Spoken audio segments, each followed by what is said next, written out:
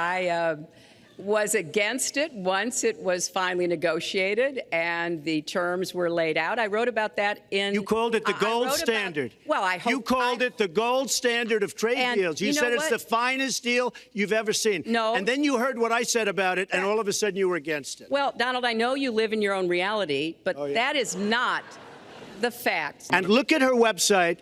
You know what? It's no different than this. She's telling us how to fight ISIS. Just go to her website. She tells you how to fight ISIS on her website. I don't think General Douglas MacArthur would like that too much. The next segment, we're continuing the subject of... Well, at least I have a plan to fight ISIS. No, you're telling the enemy everything you want to do. No, we're not. See, you're telling the enemy everything you want to do. No wonder you've been fighting. No wonder you've been fighting ISIS your entire adult life. Well, go to the fact checkers, get to work. I will release my tax returns against my lawyer's wishes when she releases her 33,000 emails that have been deleted. As soon as she releases them, I will release my tax returns, and that's against my lawyers. They say don't do it. Well, I think you've just seen another example of bait and switch here. So you've got to ask yourself, why won't he release his tax returns? And I think there may be a couple of reasons. First, maybe he's not as rich as he says he is. Second, maybe he's not as charitable as he claims to be.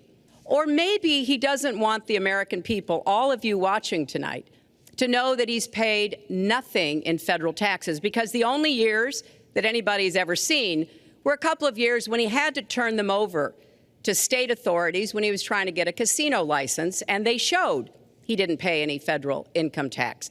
So he has a long record of engaging in racist behavior. And the birther lie was a very hurtful one. You know, Barack Obama is a man of great dignity, and I could tell how much it bothered him and annoyed him that this was being touted and used against him. First of all, I got to watch, in preparing for this, some of your debates against Barack Obama. You treated him with terrible disrespect. And I watched the way you talk now about how lovely everything is and how wonderful you are. It doesn't work that way. So when you try to act holier than thou, it really doesn't work. It really doesn't. You had supported the war in Iraq before the invasion. What makes your judgment? I did not support the war in Iraq. 2002. That is a mainstream media nonsense put out by her, because she, frankly, I think the best person in her campaign is mainstream media. My question is, since you would you like to hear? Why is your I was against the war. Wait a minute. I was against the war in Iraq, just so you put it out. The record shows otherwise. The record does not show that. Why is your judgment? The record shows that I'm right. Earlier this month, you said she doesn't have, quote, a presidential look. She's standing here right now. What did you mean by that? She doesn't have the look. She doesn't have the stamina. I said she doesn't have the stamina. And I don't believe she does have the stamina.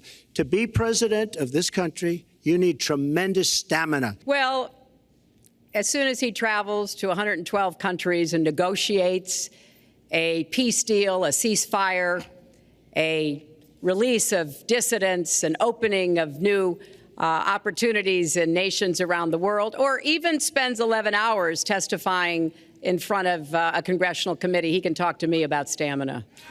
The world, let me tell you, Hillary has experience, but it's bad experience.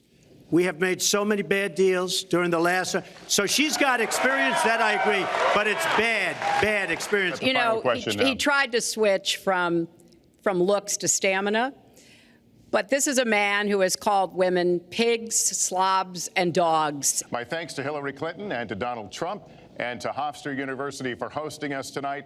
Good night, everyone.